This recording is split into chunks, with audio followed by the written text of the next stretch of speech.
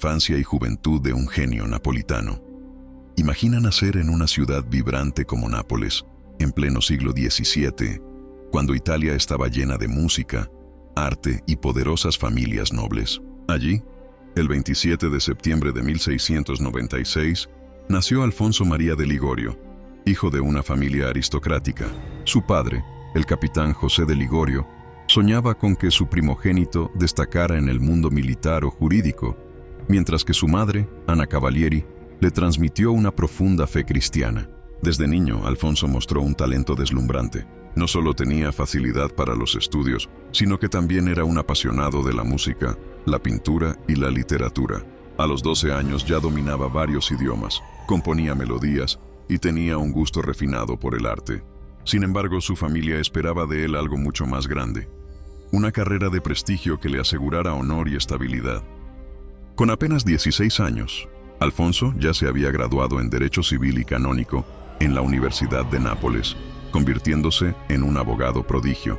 Su inteligencia, memoria y capacidad de argumentación lo hacían imbatible en los tribunales. Muchos lo consideraban un joven destinado a la gloria mundana, riqueza, reconocimiento y poder. Durante casi una década, Alfonso se convirtió en uno de los abogados más respetados de Nápoles. Siempre defendía con pasión y preparaba sus casos con minuciosidad. Sus colegas lo admiraban y su futuro parecía asegurado. Sin embargo, detrás de ese brillo, algo en su interior no encontraba paz. Y aquí llega el punto de quiebre en su vida. Un proceso judicial de gran importancia, en el que Alfonso defendía los intereses de un noble influyente. Después de un trabajo intenso y de presentar sus argumentos con maestría, se sintió seguro de la victoria. Pero en un giro inesperado, el tribunal falló en su contra por un detalle que había pasado inadvertido. Alfonso quedó devastado. Se dice que al salir del tribunal aquel día de 1723, exclamó: «Mundo, te conozco. Adiós tribunales, ya no me verás más». Ese fracaso, que para muchos hubiera sido solo una mancha en la carrera de un abogado joven, para Alfonso fue una revelación interior.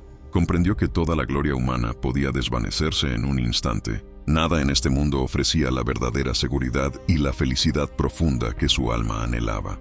Fue entonces cuando, en el silencio de su corazón, comenzó a escuchar la voz de Dios. Su madre, mujer de fe firme, ya había sembrado en él el amor a la oración y la devoción a la Virgen María. Ahora, esas semillas empezaban a dar fruto. Alfonso decidió apartarse poco a poco de los lujos y ambiciones de la sociedad aristocrática para buscar un propósito más alto. No fue fácil. Su padre se opuso con firmeza. ¿Cómo un joven noble, con talento único y un futuro brillante, podía renunciar a la gloria de la abogacía para dedicarse a la vida religiosa? Pero Alfonso estaba convencido. Había encontrado el camino que Dios le pedía. En esos años de discernimiento, comenzó a dedicar más tiempo a visitar hospitales, asistir a los enfermos y acompañar a los pobres. Allí descubrió algo que lo marcaría para siempre. En los rostros sufrientes de los más olvidados, encontraba una presencia viva de Cristo. El joven abogado que soñaba con el éxito se estaba transformando en un apóstol de la misericordia. Su corazón ardía cada vez más por servir a quienes nada tenían. Era como si Dios le dijera: «Alfonso, deja las glorias pasajeras. Te llamo para algo más grande». Y así, en 1723, con apenas 27 años, Alfonso tomó la decisión radical de abandonar su carrera como abogado y comenzar el camino hacia el sacerdocio. Ese paso sería el inicio de una vida que cambiaría la historia de la Iglesia y que lo llevaría a convertirse en uno de los grandes doctores de la Iglesia Católica. La primera etapa de su vida nos muestra un mensaje poderoso. No importa cuán brillantes sean nuestros logros, si no responden al propósito de Dios, tarde o temprano el corazón sentirá un vacío. San Alfonso encontró en su fracaso la semilla de su mayor victoria: descubrir la llamada de Dios. Y eso apenas era el comienzo de una historia fascinante. El llamado al sacerdocio y los primeros pasos de un pastor. Cuando Alfonso María de Ligorio tomó la decisión de dejarlo todo para seguir el llamado de Dios, no fue un paso sencillo. Venía de una familia noble, con un padre que soñaba con verlo en los más altos tribunales de Italia. Su renuncia a la abogacía no fue recibida con aplausos en casa. Al contrario, su padre se mostró profundamente decepcionado, llegando incluso a intentar frenar la vocación de su hijo. Pero Alfonso estaba firme. Esa caída en el tribunal lo había despertado. Había comprendido que las victorias terrenales eran pasajeras, mientras que lo eterno lo llamaba con una fuerza irresistible. Con apenas 27 años, en 1723, ingresó al camino del sacerdocio, estudiando teología con la misma pasión con la que antes se había entregado al derecho. Durante su formación, mostró un espíritu profundamente sensible hacia los más necesitados. No buscaba el brillo académico ni los honores, sino la cercanía con los marginados, los enfermos y los pobres. Muy pronto los que lo conocían empezaron a ver que aquel joven no solo era inteligente y disciplinado, sino también un hombre que sabía amar con el corazón de Cristo. Finalmente, en 1726, fue ordenado sacerdote. Desde ese momento, Alfonso se entregó por completo a su ministerio. Y aquí es donde comienza una etapa fascinante de su vida. El joven abogado convertido en sacerdote de Nápoles se transformó en un verdadero médico de las almas. ¿Cómo lo hacía? Muy simple. Iba donde nadie más quería ir. Visitaba los barrios pobres de la ciudad, donde reinaban la ignorancia, la miseria y muchas veces la violencia. Allí hablaba con sencillez, usando un lenguaje que todos entendieran. No se quedaba en discursos teológicos complicados. Su objetivo era que hasta el más sencillo comprendiera el amor de Dios. Su cercanía con la gente era tan fuerte que, poco a poco, la fama de su predicación se extendió. La gente decía que Alfonso tenía una manera única de tocar el corazón. No imponía, no juzgaba, sino que hablaba como un padre, como un hermano mayor, como alguien que realmente entendía sus luchas. Pero su vocación no se limitaba al púlpito. San Alfonso fue también un incansable confesor. Pasaba horas en el confesionario, escuchando con paciencia, aconsejando con sabiduría y levantando con ternura a quienes llegaban cargados de culpas. Ahí se volvió un verdadero especialista en lo que luego marcaría toda su vida: la teología moral. Alfonso entendió que el confesionario no era un lugar de condena, sino un espacio de encuentro con la misericordia infinita de Dios. En esos primeros años como sacerdote, también comenzó a desarrollar una intensa vida de oración. Su relación con la Virgen María se volvió cada vez más profunda. Rezaba constantemente el rosario, confiaba en su intercesión y alentaba a todos a acercarse a la Madre de Dios. Esa devoción mariana sería una de las grandes banderas de su ministerio.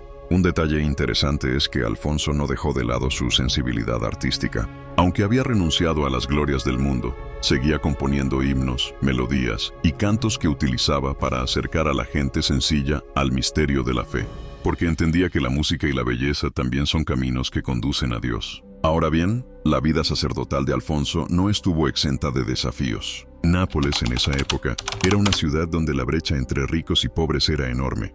Mientras los nobles vivían en el lujo, los barrios más humildes sufrían hambre, abandono y falta de instrucción. Muchos sacerdotes de aquel tiempo se centraban en las élites, pero Alfonso decidió volcarse hacia los olvidados, a los que nadie miraba. Y fue allí, en medio de esos barrios marginados, donde nació una idea que transformaría su misión y lo llevaría a dejar una huella imborrable en la iglesia: la creación de una congregación dedicada a los más abandonados. Pero eso vendrá más adelante. En esta primera etapa, Alfonso nos deja una enseñanza clave. La verdadera grandeza no está en los títulos ni en el reconocimiento humano, sino en la capacidad de servir con amor a quienes más lo necesitan. El abogado exitoso que renunció a la gloria terrenal se estaba convirtiendo en un sacerdote que, con humildad y entrega, sería la voz de los pobres, el confesor de los angustiados y el amigo de los olvidados. Y este era solo el inicio de un camino que lo llevaría a ser fundador, escritor, misionero y finalmente doctor de la Iglesia. Después de algunos años de intensa vida sacerdotal, San Alfonso María de Ligorio sentía que algo más grande lo estaba llamando. No bastaba con predicar en los barrios pobres de Nápoles ni pasar largas horas en el confesionario. Había un clamor en su corazón que no podía ignorar. Los más olvidados del campo y de las montañas también necesitaban escuchar la palabra de Dios. Todo comenzó en 1730, cuando Alfonso viajó a las afueras de Nápoles. Allí conoció una realidad que lo impactó profundamente. En las zonas rurales, la gente vivía en condiciones muy duras: ignorancia, pobreza extrema, abandono espiritual. Muchos campesinos jamás habían escuchado una predicación clara del Evangelio. No había sacerdotes cercanos que los atendieran y, cuando alguien iba, muchas veces hablaba con un lenguaje tan complicado que la gente no entendía nada. Ese descubrimiento fue una especie de segundo despertar en la vida de Alfonso. Si antes había dejado la abogacía para dedicarse a Dios, Ahora comprendía que su misión iba más allá del ministerio parroquial. Debía fundar una obra que llevara esperanza, consuelo y fe a los más necesitados del mundo rural. Y así nació la inspiración para fundar la Congregación del Santísimo Redentor, conocidos como los Redentoristas. En 1732, después de muchas oraciones, discernimientos y no pocas dificultades, Alfonso dio el paso. Reunió a un pequeño grupo de sacerdotes y, con ellos, comenzó a organizar misiones populares en los pueblos más abandonados. El lema era claro y poderoso: evangelizar a los más pobres y necesitados. Su método era muy especial. Los redentoristas no llegaban con sermones aburridos ni con actitudes distantes. Al contrario, organizaban predicaciones vivas, llenas de ejemplos concretos, cantos, oraciones y catequesis sencilla, todo pensado para que hasta el más humilde campesino pudiera entender y sentir el amor de Dios. Además, Alfonso insistía en algo clave: la misión no terminaba cuando los misioneros se iban. Por eso fundaba pequeñas comunidades cristianas, con laicos comprometidos, que mantenían viva la fe hasta la siguiente visita. De este modo, el Evangelio no era una chispa pasajera, sino un fuego que permanecía encendido en medio de la pobreza. Pero no fue fácil. Los inicios de la congregación estuvieron marcados por conflictos internos, falta de recursos y hasta incomprensiones de parte de otros sacerdotes. Hubo quienes decían que Alfonso estaba exagerando, que los campesinos no podían comprender la doctrina. Sin embargo, él se mantuvo firme. Si Cristo vino por todos, los más pobres no podían quedar fuera. Poco a poco la obra fue creciendo. Los redentoristas empezaron a extenderse, y la gente acudía en masa a escuchar sus predicaciones. Muchos experimentaban verdaderas conversiones. No eran pocos los que, después de una misión, dejaban atrás vicios y resentimientos para comenzar una nueva vida. Mientras tanto, Alfonso seguía siendo un confesor incansable. A través de la práctica pastoral fue desarrollando su famoso enfoque en la teología moral, una disciplina que buscaba iluminar la conciencia de los fieles sin caer en extremos. En su tiempo, había dos posturas muy marcadas. Algunos moralistas eran tan estrictos que la gente sentía que nunca podría salvarse. Otros, en cambio, eran tan laxos que prácticamente todo parecía permitido. Alfonso rechazó ambos caminos y propuso uno nuevo: el camino de la misericordia y el equilibrio. Para él, el confesor debía guiar con amor, comprender las debilidades humanas y al mismo tiempo animar a la conversión sincera. Esta visión no solo transformó su ministerio, sino que lo convirtió en uno de los grandes maestros de la moral cristiana de todos los tiempos. Mientras su congregación se fortalecía, Alfonso no dejó de escribir. Sus libros y tratados comenzaron a circular ampliamente. Uno de los más famosos fue Las Glorias de María, una obra que reflejaba su profundo amor por la Virgen y que se convirtió en un clásico de la espiritualidad mariana. En ella, mostraba a María no como un personaje distante, sino como una madre cercana que intercede y acompaña en cada momento de la vida. Gracias a este libro, miles de personas profundizaron en su relación con la Virgen y hallaron consuelo en su ternura. Esta etapa de la vida de Alfonso es fascinante porque nos muestra la fuerza de un hombre que, sin buscar protagonismo, logró cambiar la historia de la Iglesia. Su congregación, sus escritos y su modo de comprender la moral cristiana dejaron una huella que llega hasta hoy. Pero atención, el camino de Alfonso no sería solo de éxitos. A medida que su obra crecía, también crecerían las tensiones, los problemas de salud y hasta la soledad. El santo abogado, convertido en sacerdote y fundador, tendría que enfrentar pruebas que pondrían a prueba su fe más que nunca. San Alfonso María de Ligorio estaba entregado a su congregación, escribiendo, predicando y confesando con un ritmo incansable. Sin embargo, lo que menos esperaba era que un día lo llamaran para ser obispo. En 1762, ya con 66 años y de salud frágil, recibió una noticia que lo dejó en shock. El Papa lo había nombrado obispo de la diócesis de Santa Ágata dei Goti, un pequeño pueblo cercano a Nápoles. Alfonso no quería. Insistió una y otra vez en que estaba enfermo, cansado y que no era la persona adecuada.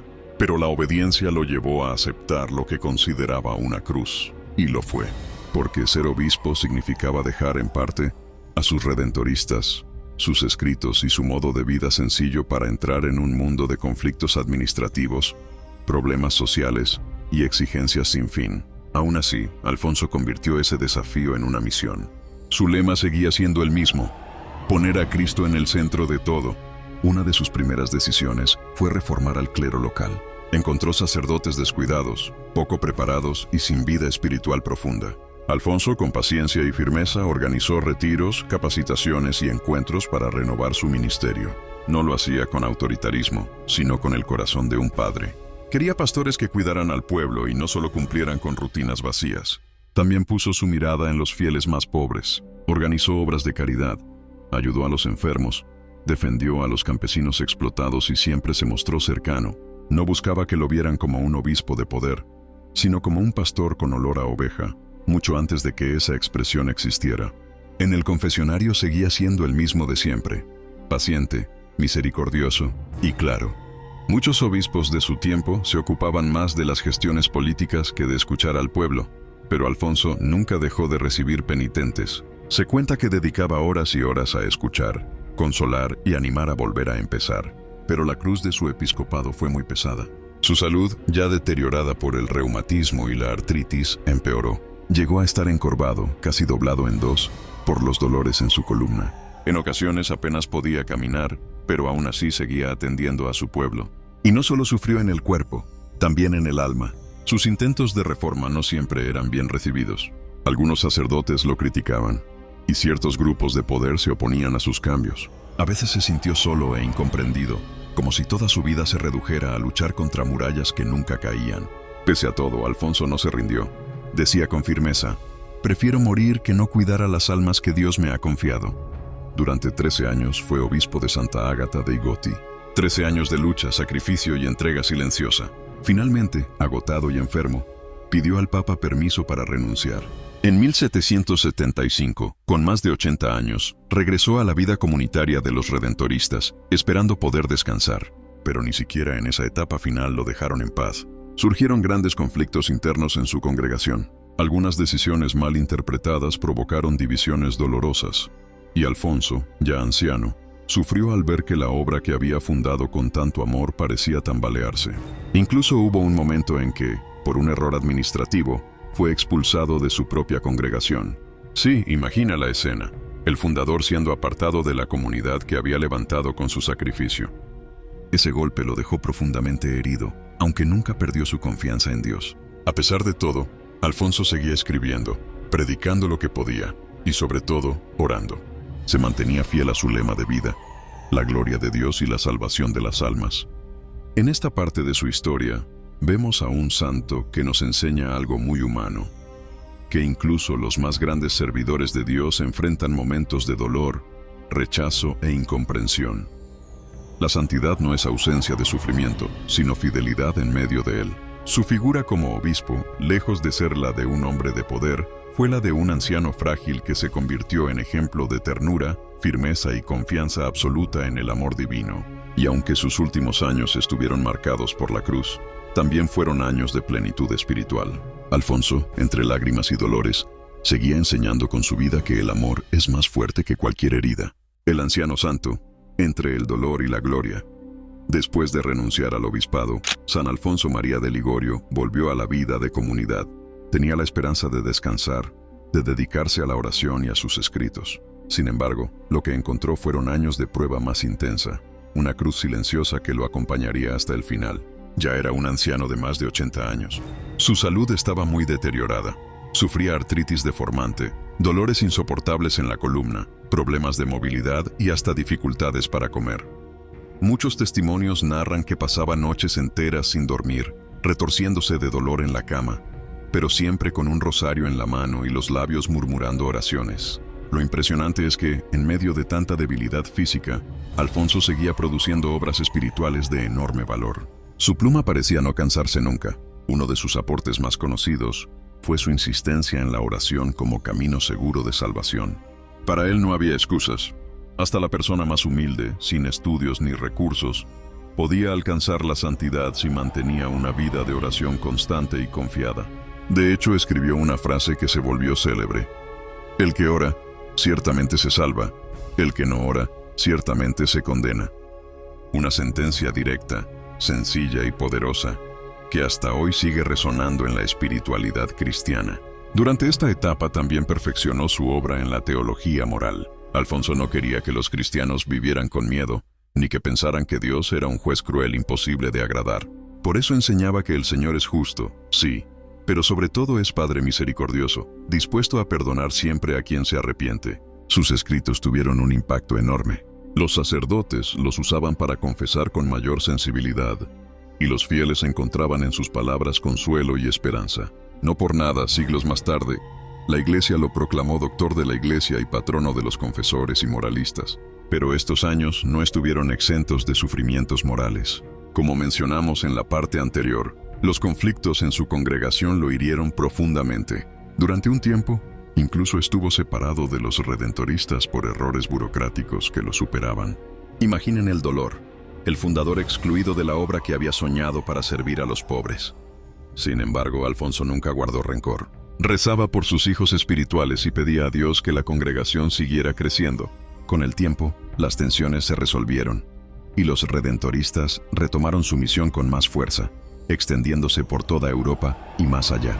La vida de Alfonso, en esta vejez marcada por el dolor y la soledad, fue un testimonio silencioso de amor.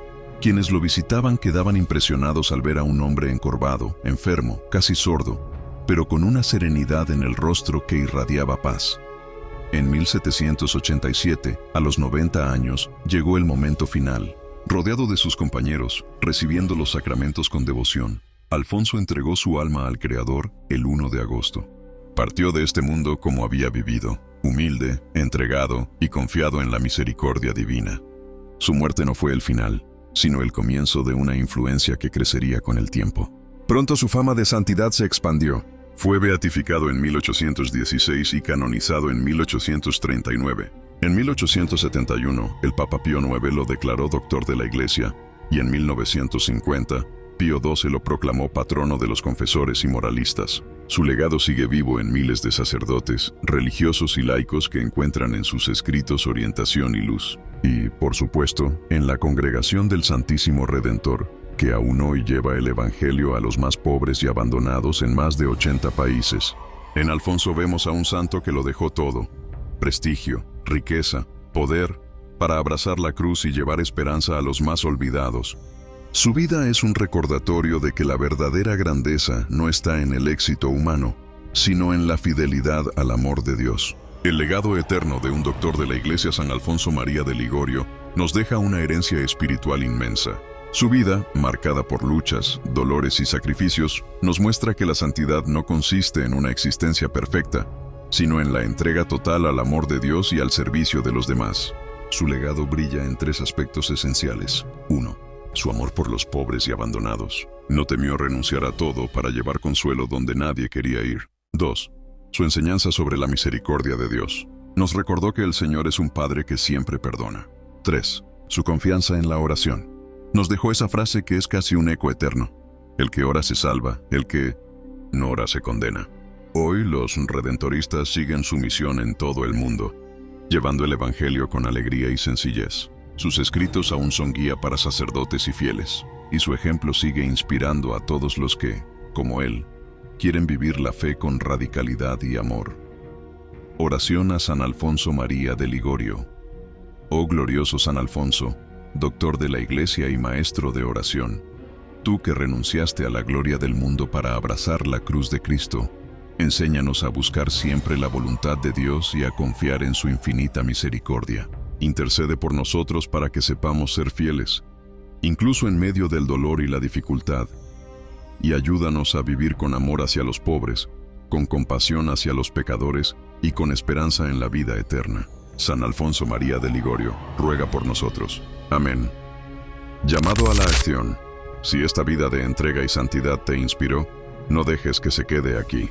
Ora con San Alfonso cada día. Busca momentos de silencio para hablar con Dios y, sobre todo, pon tu fe en acción ayudando a quienes más lo necesitan. Comparte este video para que más corazones descubran la grandeza de este santo y déjame en los comentarios, ¿qué enseñanza de San Alfonso quieres aplicar en tu vida?